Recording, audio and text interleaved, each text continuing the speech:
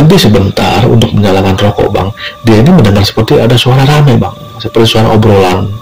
Ya Basuki yang memang pada saat itu sendiri, dia merasa aneh lah, kok ada orang, sedangkan yang dia rasa dia cuma dia atau dia sendiri.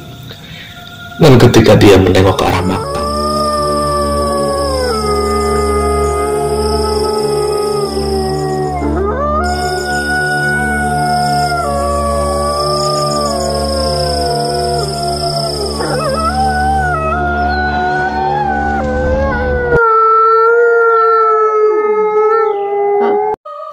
Assalamualaikum bang, ini ada cerita yang menyeramkan yang dialami oleh paman saya sendiri. Jadi paman saya itu memang bisa, atau bahkan sampai sekarang ya, itu mengemudikan atau operator alat-alat berat, terutama bulldozer dan eskavator. Karena dulunya ketika muda, paman saya ini pernah bekerja di pertambangan di daerah Kalimantan. Cerita ini dialami oleh paman ketika bekerja di sebuah perusahaan kelapa sawit yang memang juga berada di daerah Kalimantan. Sebagai operator eskavator, paman saya ini ya pekerjaannya itu membersihkan lahan. Yang paling utama adalah membersihkan saluran irigasi yang pada waktu tertentu ini mendangkal dengan sedimen yang memang berada di sekitarnya. Nah, itu harus dibersihkan. Jadi tanah-tanah ini harus diangkat dari saluran irigasi tersebut. Jadi di perusahaan tempatnya bekerja di kelapa sawit itu ya, ada sudut di mana terdapat 6 buah makam yang menurut rumornya adalah bekas kerusuhan di tahun 99 itu bang. Tepatnya awal-awal tidak paham dengan kondisi atau lokasi makam itu. Keanehan atau terdapatnya 6 makam itu yang membuat paman saya ini bertanya-tanya, kok bisa ya jauh dari pemukiman tapi di sini ada 6 buah makam. Hingga akhirnya terjawablah, karena dia mengalami sendiri. Di hari itu paman saya bekerja dari pagi membersihkan saluran irigasi sampai mau maghrib, ini belum selesai bang. Kenapa? Katanya nanggung, sedikit lagi selesai, daripada besok balik ke situ lagi, ya akhirnya mendingan diselesaikan sekarang. Nah, itu selesai pas sekali dengan jam 6 sore.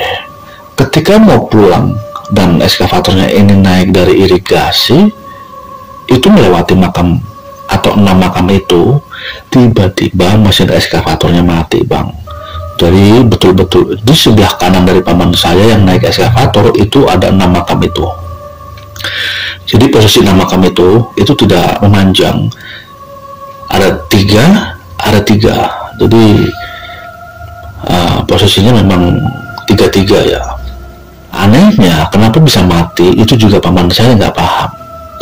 Sampai pada akhirnya mesin atau eskavator itu dihidupkan juga tidak bisa hidup lagi.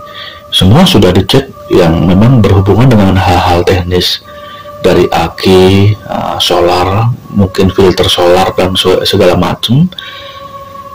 Ya, di tengah keputusasaan, apalagi kondisinya pada saat itu sudah gelap gulita, paman saya ini menyalakan rokok dan keluar dari eskavator. Dia tahu memang itu betul-betul berhadapan langsung dengan 6 makam ini. Tiba-tiba itu seperti ada asap yang memang langsung tebal. Yang membuat paman saya ini hampir jatuh adalah di atas makam-makam itu bang, duduk beberapa sosok manusia, namun yang aneh tidak ada kepalanya. Ya, manusia ini samar-samar terlihat ada yang laki-laki, ada yang wanita, dan juga anak-anak kecil bang. Melihat fenomena ini, ya paman saya pun sambil mengucek-ucek matanya. Karena apa? Mungkin dipikirnya ini hanya halusinasi, namun ketika dilihat ya memang sudah hilang. Penampakan itu mungkin kurang lebih sekitar 5-6 detik lah kalau yang paman saya ingat bang. Ya, mendapati hal itu, paman saya pun masuk ke ruang operator dari eskavator lagi. Apalagi mesin atau kunci kontak ketika dinyalakan juga tidak hidup juga bang. Ini paman saya ingat. Dia pun berdoa sambil berbicara, Ini langsung nih berbicara secara lisan. Assalamualaikum, tolong jangan ganggu saya. Saya di sini hanya berniat mencari sesuap nasi. Saya tidak ingin mengganggu siapa-siapa. Setelah berbicara seperti itu, paman saya punya inisiatif menghidupkan lagi eskavator, Bang. Anehnya, tiba-tiba mesin eskavator itu bisa menyala lagi. Melihat itu, ya akhirnya serta-merta paman saya langsung jalan nih.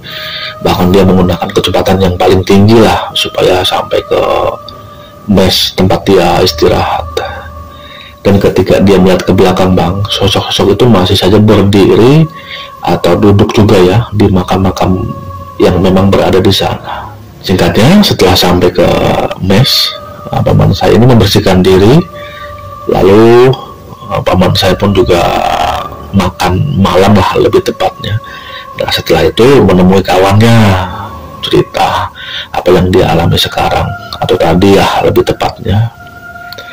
Nah, didengar nih oleh kawan-kawannya. Nah, setelah paman saya ini cerita panjang lebar dan selesai, kawannya ya sebut saja namanya satu Sutarto lah ya, kita panggil seperti itu. Nah, Mas Tarto ini bilang, aduh, sampean masih mending, Mas.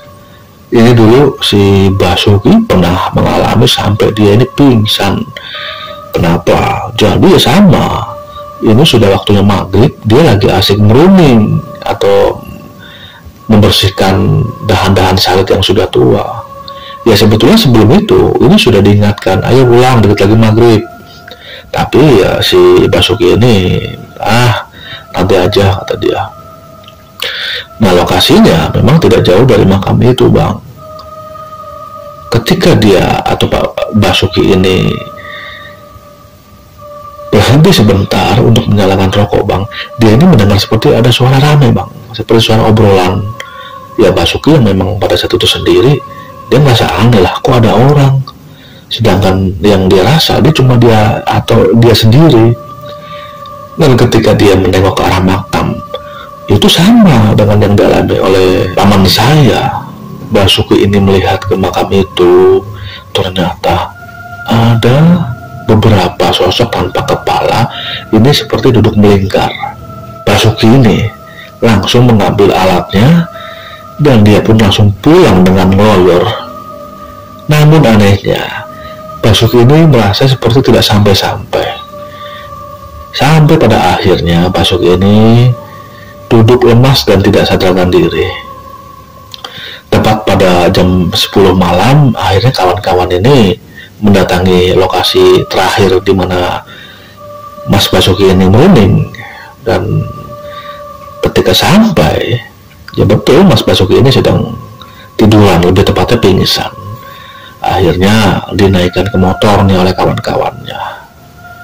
Jadi Mas Tirto pun atau Mas Tarto pun cerita seperti itu.